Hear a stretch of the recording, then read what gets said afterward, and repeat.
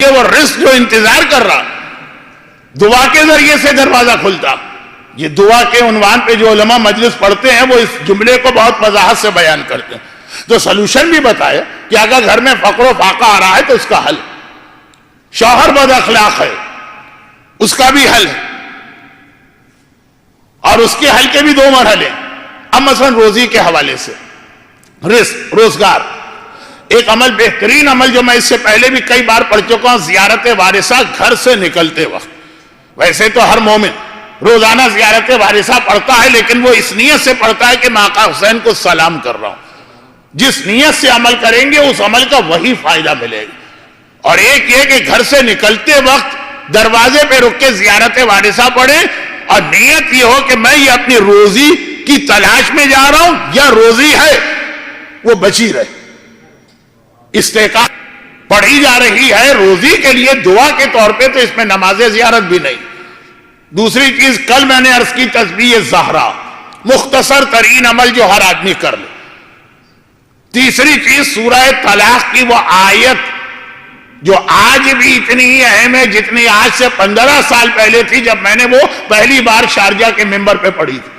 وَمَن يَتَّقِ اللَّهَ يَجْعَل لَّهُ مَخْرَجًا وَيَرْزُقْهُ مِنْ حَيْثُ لَا يَحْتَسِبُ وَمَن يَتَوَكَّلْ عَلَى اللَّهِ فَهُوَ حَسْبُهُ إِنَّ اللَّهَ بَالِغُ أَمْرِهِ قَدْ جَعَلَ اللَّهُ لِكُلِّ شَيْءٍ قَدْرًا.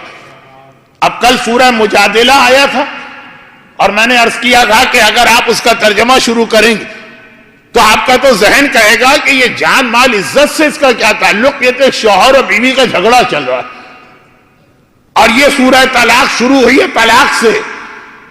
لیکن شاید اس میں یہ پیغام ہے کہ کئی طلاقوں کی وجہ یہ بھی ہوتی ہے. گھر کے اندر جب فاقہ آ جائے, غربت آ جائے, کبھی ایسا بھی ہوتا ہے کہ شوہر بیوی آپس میں جھگڑا کرتے ہیں, بعد میں خود بھی سوچتے ہیں کہ جھگڑا ہو کس بات پہ گیا, یہ تو کوئی اتنی بڑی بات ہی نہیں تھی. وہ ہوتا ہے وہ فرسٹریشن, وہ ہوتا ہے وہ گھر کے اندر جو مسائل ہیں روزی مناسب نہ ہونے کی بنا پر. بیماری بھی ہے تو اس کا دوا چاہیے, بچوں کی تعلیم چاہیے, مکان کا کرایہ چاہیے, گھر چلانا.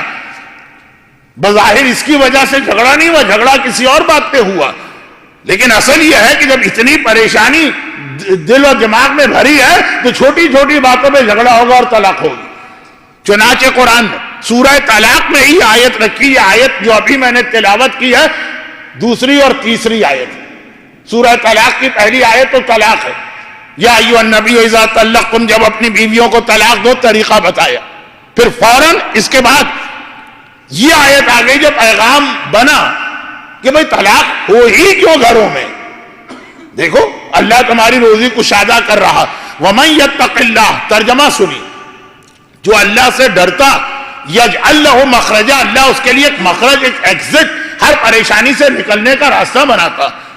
وَيَرْزُقْهُ مِنْ حَيْثُ لَا يَحْتَسِبُ, یہ آیت پڑھ رہا ہوں, ایسی جگہ سے روزی دے گا کہ تم سوچ بھی نہیں سکتے وہاں سے بھی روزی مل سکتی ہے اور ملے گی.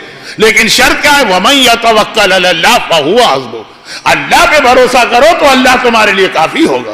اگر ہر ایک پر بھروسہ ہے سوائے اللہ کے پھر کچھ نہیں ملے گا, کسی دعا کا فائدہ نہیں. سورہ حمد فائدہ دے کر اپنا فائدہ واپس مانگ لیتا ہے اگر بھروسہ نہ رہے. تو بھئی ہم اللہ پہ بھروسہ بھی کر رہے ہیں, روزی بھی مانگ رہے ہیں, وقت لگ رہا ہے کہاں. قد جعل اللہ لکل شیء قدرا, اللہ نے ہر چیز کا ایک وقت رکھا, اللہ نے ہر چیز کی ایک مقدار رکھی ہے, ایک وقت رکھا ہے, ایک اندازہ رکھا ہے, وہیں پہ اللہ تمہیں دے گا. اور وہ تم سے بہتر جانتا ہے کب دیا جائے. بچہ جس وقت غذا مانگتا ہے تو ماں کو پتا ہے کہ اس کے فیڈنگ ٹائمز کیا, تیماردار کو پتا ہے کہ مریض کو کس وقت یہ دوا دینا ہے اور کھانا دینا. تو یہ اللہ نے یہ اعلان کر دیا مجھ پر بھروسہ کرو, ان اللہ بالغ امرہ, میں جس کام کا ارادہ کروں کوئی اسے نہیں روک سکتا. اگر میں یہ ارادہ کروں تمہیں روزی پہنچانا, ساری دنیا آ کے اگر تو روکنا چاہے گی تو نہیں روک سکے گی. لیکن قد جعل اللہ لکل شیء قدرا, اس آیت کو روزانہ 7 مرتبہ فجر کی نماز کے بعد پڑھی. اور پھر آئیے ایک اور آسان ترین عمل, تسبیح زہرا بہت آسان عمل, زیارت وارثہ بہت آسان عمل. یہ آیت ذرا سے الفاظ اس کے مشکل ہیں لیکن پڑھنے لگیں تو آسان, بہت ہی آسان عمل.